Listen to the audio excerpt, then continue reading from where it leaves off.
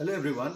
So this is the continuation of same chapter, class 12 history, bricks, beats and bones, that is Harappan civilization. So यो chapter मा चाहिँ हामी यो number 5th subtopic हामी बुझ्ने वाला छौं, that is finding out about craft production. So Harappan civilization मा, Harappan society मा different materials को different craft हरु, different items हरु, different artifacts हरु भेटिएको छ.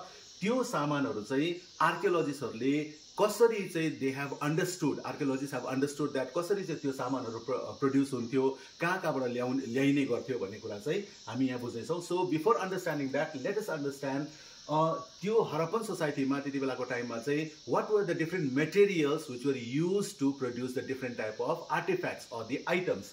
So यो एउटा एरिया हो जहाँनिर चाहिँ हामीले यो टपिकलाई चाहिँ हामीले ओभरलुक गरेको हुन्छौं, तर यो पनि one of the important topic हो. So first thing we need to understand what were the different materials used for producing different artifacts or the items. So materials haruma Harappans harule they used to use the different type of stones. So your stones ma pani again you need to understand what were the different types of stones. त्यो पनि दिएको छ त्यहाँनेर, त्यो पनि तपाईले हेर्नुपर्ने हुन्छ. Then next comes the metal. So different type of metals are also mentioned. Then the shell, त्यो अब समुद्रमा पाउने त्यो जुन चाहिँ shell हुन्छ हो त्यसको पनि आइटम्स हरु बनिने गर्थ्यो. Then faience, then comes terracotta. So these were the materials used to produce the different type of items in Harappan society. So in the material we have got the stones, metal, shell, faience and terracotta.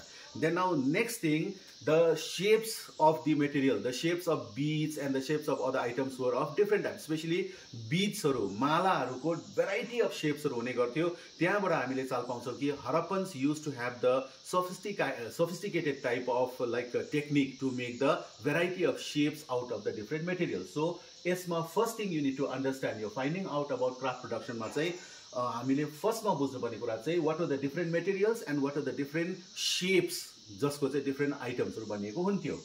Now coming to understand this topic, so how the archaeologists are able to understand how the Harappan people used to or how the Harappan people were able to produce different things, and यो कुराहरु चाहिँ अहिलेको आर्कियोलोजिस्टहरुले चाहिँ कसरी चाहिँ बुझ्ने try गरेको छ. सो कुन तरिकाले चाहिँ archaeologist are able to understand that यो जग्गामा चाहिँ यस्तो खालको आइटम्स बनिन्दो रहेछ, यो जग्गामा चाहिँ यस्तो खालको मटेरियल प्रोड्युस हुँदो रहेछ भनेर चाहिँ कसरी चाहिँ अहिलेको टाइममा आर्कियोलोजिस्टहरुले चाहिँ बुझ्ने कोशिश गरेको छन् भन्दाखेरि चाहिँ number 1 they try to find the raw material.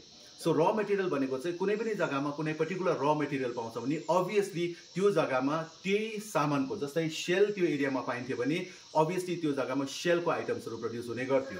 Then now another thing is at some of the places the unfinished products are also found.